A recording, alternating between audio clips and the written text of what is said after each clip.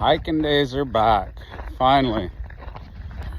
I've had a few little hikes, but yeah, kind of like slip one in here or slip one in there. But this one I actually got to plan on just a little bit, and it's nice to be back. Thank you all for watching. Thank you all for all the comments, most of all, and your prayers for everything. For kidney stones, they're a little rough. They're still on and off for a while. Things are good, but yeah, since the Buck Brannaman Clinic and guess it's been hard to take a hike, and yet flowers have been blooming and everything else. Had a great time with everybody. Had a great time with Buck Brannaman. Amazing things learned. Started a men's group where we're just kind of basically there for each other, learning through each other's triumphs in life, or being there for each other's troubles, doubts, worries. And yeah, in a society where a lot of times the men are the leader of the family, they tend to kind of try to hold it together. We're taught to be strong. These kids don't cry. What are you, a little baby? All that stuff. And yeah, some of you have been with me long enough to go, no, I have no problem crying for sure, because the alternative is to bottle it up, hold it in, and explode. One of my favorite comments from a guy the other day said, I can tell you what's not working: yell, shout, scream, cuss, and stomp my feet. When it doesn't work, throw my sucker in the dirt. And yeah, sometimes it's all we got when we bottle it in. So it's nice to have you out there and a group of friends and stuff to share. And having Buck is now, he's slowed down. I've known him since 1986, so 38 years. It's been a long road. Every friendship, we've had our ups and downs, but amazing. And I'm just so blessed that I got him as a teacher. He did a lot to raise me. In fact, my dad would often say he did more for me than my dad did. And sometimes I'll tell people I was born in Arizona, but I grew up on the road with Buck Brannaman, because it was my home away from home for years while I worked for him. And yeah, when it was kind of time, I just had more in my head than in my hands, and to put it to work and to change it to me. Because again, it's my horsemanship. It's not a shtick. Paul Dietz horsemanship isn't. You can't be Paul Dietz. Universal horsemanship is not universal, because at least I've been all over the world, and all over the world lacks a lot of horsemanship. And there's very few, in my opinion, great horsemen that are putting the horses first and truly bettering horses for what they are. That list is pretty short. And the great thing, there's a lot of guys that have rode around Buck. I'm not trying to miss anybody, but I just go back further with Kip, because Kip actually worked for Buck for part of the same time I did, and then went on to work for him after I did. It puts a certain stamp on horsemanship, Buck style. And I got to talking to Buck about a lot of that and where does horsemanship go, because with my family, I've sort of shifted into not doing the clinic so much. I'm hoping these YouTube videos get it out there, because there are still so many parts of the world that miss it. And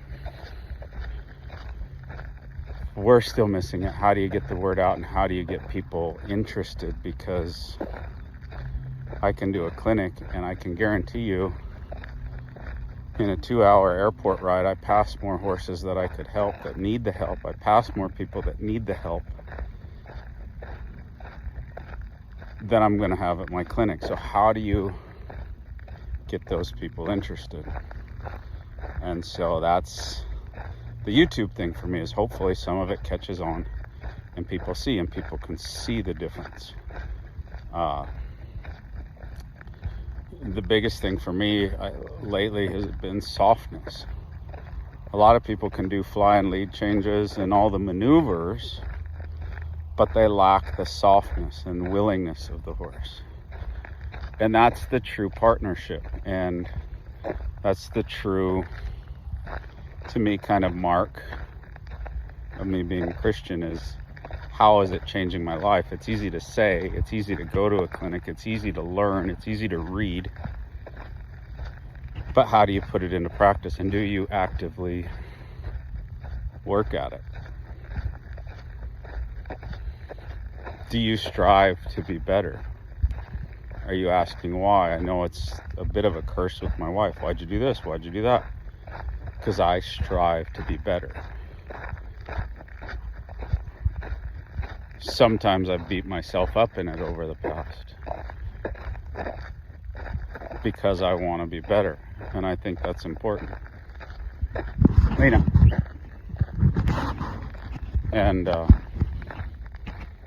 but I want to be better, so I work at it. Some people just go to a clinic and they work at it 2 or 3 times, and I'll see them next year.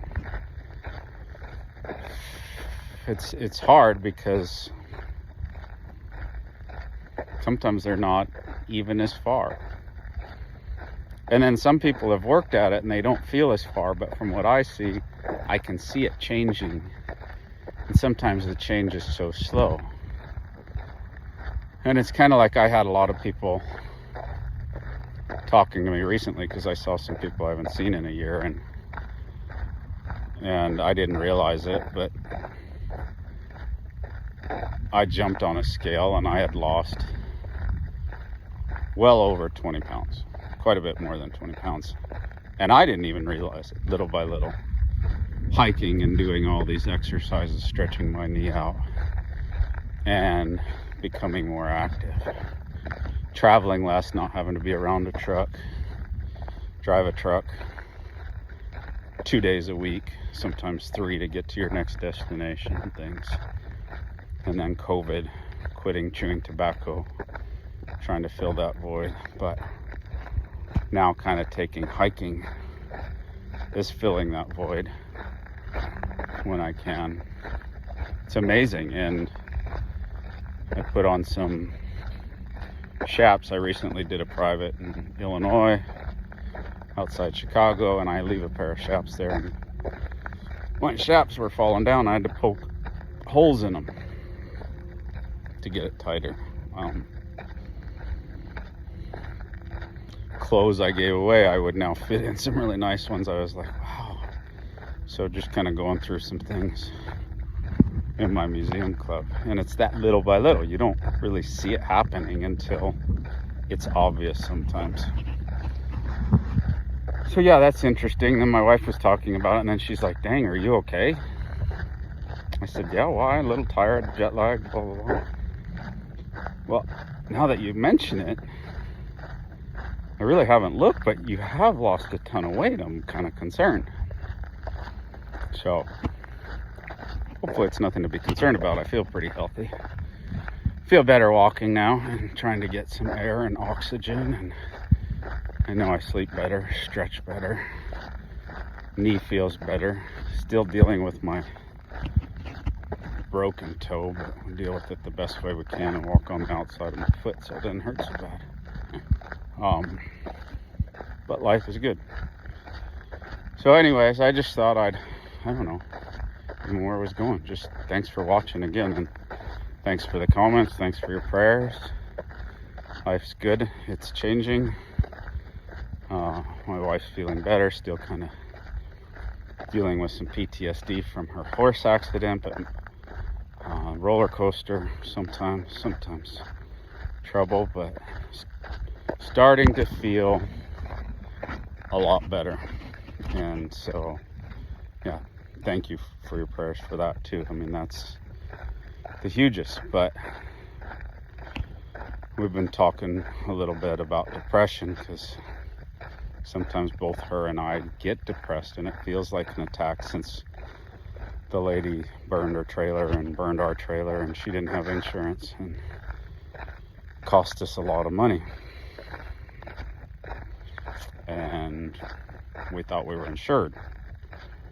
But Farm Bureau, Leslie Jensen, I highly recommend, if you're in Arizona, to not use her. I didn't have very good luck, because she told us we were covered, and she even wrote one of the renters a renter's policy, but then the company said, well, we didn't know you were renting spaces, and since they were plugged into the building that burned down, we're not covering it because it was a rental property.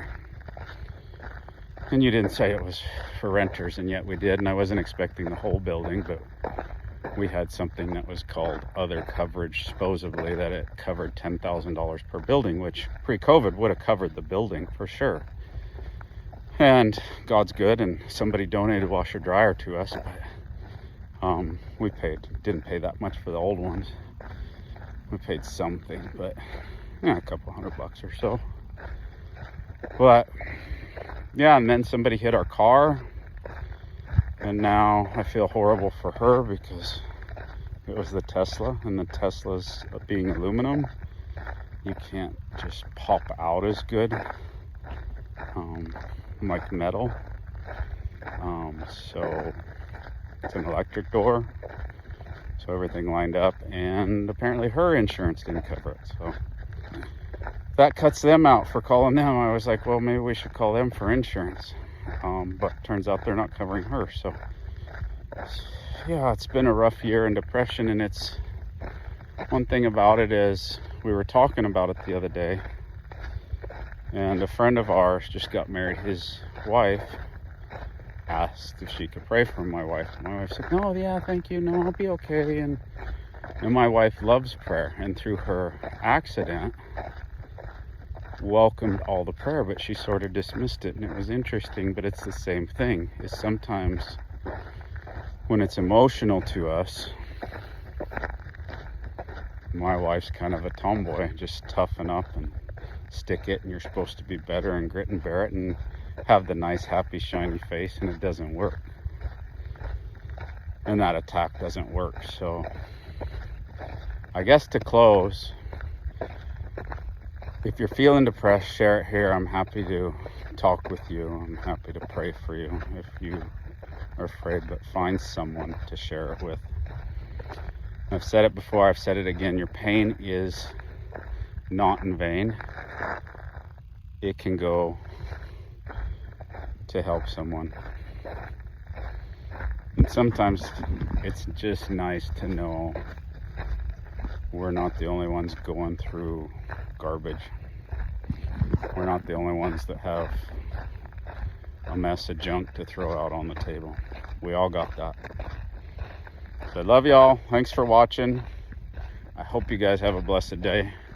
If there's eclipse day, or was eclipse day, I didn't see much of it, but it was kind of overcast until after the eclipse, and then it was a little too late. So a great day to ride, great day to hike. Hope you guys are having a great day wherever you're at, whatever you're doing. Share the love. God bless. Happy trails. But enjoy that journey.